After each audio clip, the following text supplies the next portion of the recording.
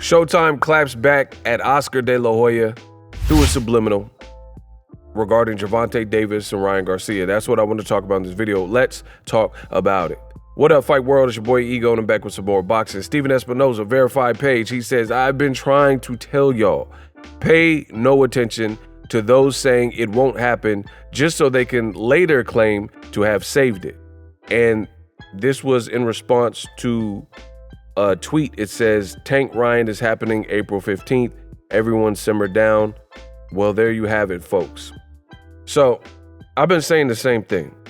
Now, I know I'm the best in the business. So at the end of the day, a lot of what I say comes true, and this is no exception. Steven Espinoza is actually right here, in my opinion. It looks bad for Oscar De La Hoya and Golden Boy because Oscar seems to be making himself the mantelpiece, the centerpiece of what this is not Oscar's time anymore.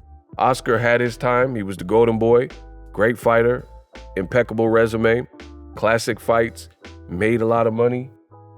Cool. It's now a new time. It's a new dawn, a new day, and Gervonta Davis is that man.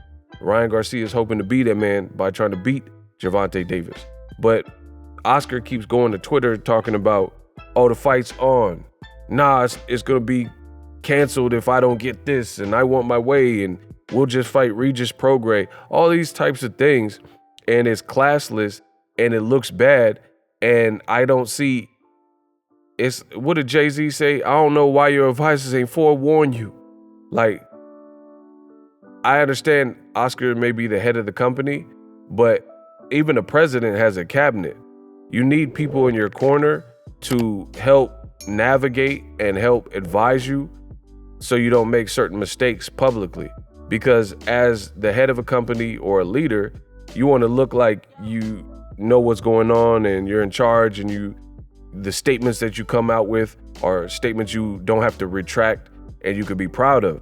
But when it comes to Oscar De La Hoya, I don't know. I don't think this looks good for your fighters. It doesn't, like, if I was the fighter, I'm just being real with you, and this is a little ego heart to heart.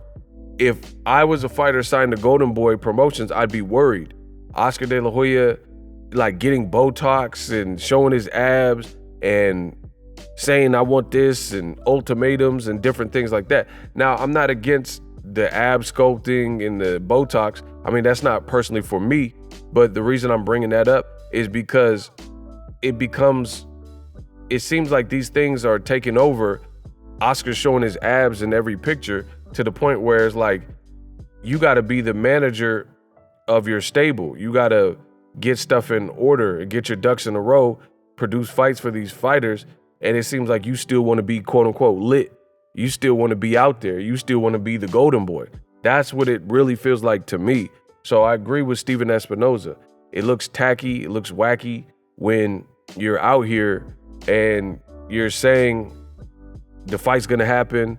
Oh, no, the fight's not going to happen. Oh, we're close. We're on the 1 yard line. But, you know, no one wants to play these games. Like, these games may have worked in social media in its infancy or back in the day in boxing, but people just grow tired of it now because there's far too many options. They got new movies and avatars and PS5s and different apps and streaming and Netflix.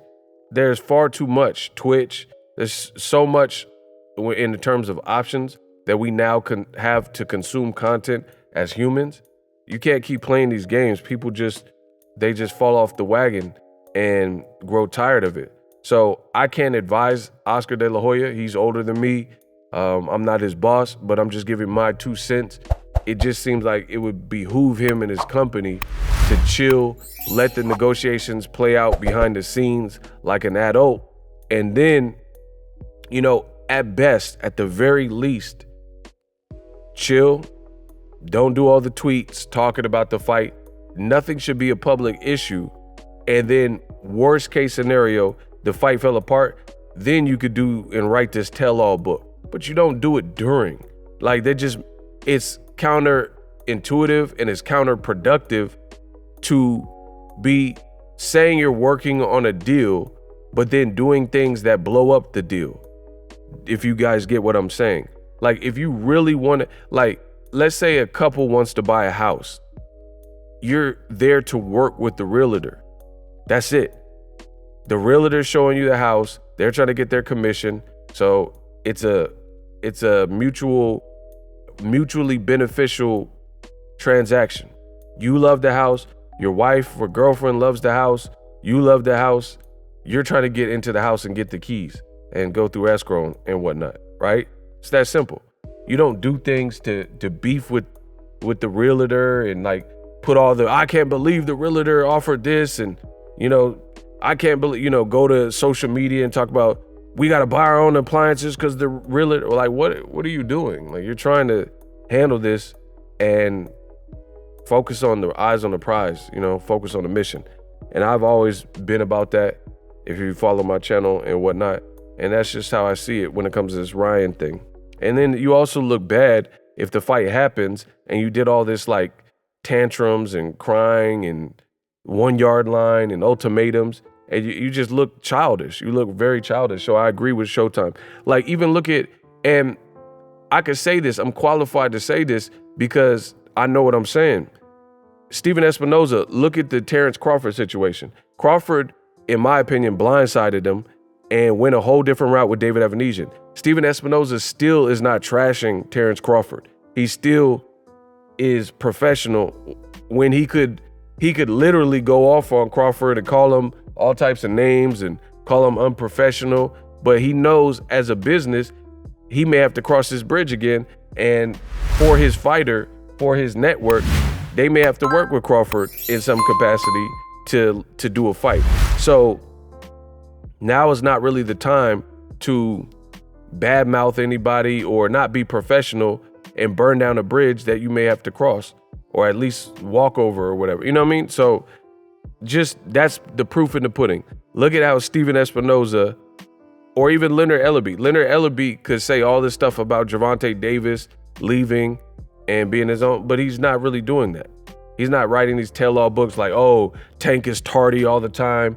He's the least punctual fighter I've ever had. Tank, breath stank. You know what I'm saying? He's not doing all this extra stuff. But in essence, that's what Oscar De La Hoya is doing on social media.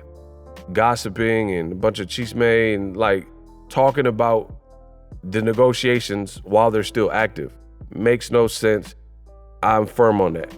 Drop your thoughts in the comment section. Hopefully you guys enjoyed the video. Subscribe because I'm the best in the business, but you already know that I'm out. Introducing Super Thanks. Right here on the official Boxing Ego YouTube. Super Thanks allows you, the viewers, to show a little bit of extra gratitude, which enables me as a full-time content creator to push out the content you need in the world of boxing. Underneath all the videos, you will see a heart with the $sign in it. You can enter any amount that you find suitable as a super thanks. A brand new, interactive, and colorful way to get your comments highlighted and noticed by not only myself, but other people on the YouTube platform. Super thanks, a unique and cool way to show and applaud us full-time content creators. Hopefully you guys enjoy the content. Super thanks. The future is now. The Hibernation 5s by Kenichi Bear. Hybrid gaming and lifestyle headphones. Out of the box, you can connect to any console or PC. Bluetooth ready with a low latency USB adapter, color RGB, and extreme bass mode. The Hibernation 5s adjust to you. Whether you need a gaming, travel, gym, or lifestyle headphones, the Hibernations got you covered. The new Hibernation 5s, link in the description. Customize the way you hear the world. Welcome to the nation. Are you tired of your YouTube videos not getting any views? Well, consider TubeBuddy. I've used TubeBuddy for years to scale up my YouTube channel. Now we're sitting over 200,000 subscribers. TubeBuddy is a browser extension that offers a ton of built-in productivity and time-saving services to take your channel to the next level. Use my link in the description to get started with TubeBuddy and level up your channel faster. We working.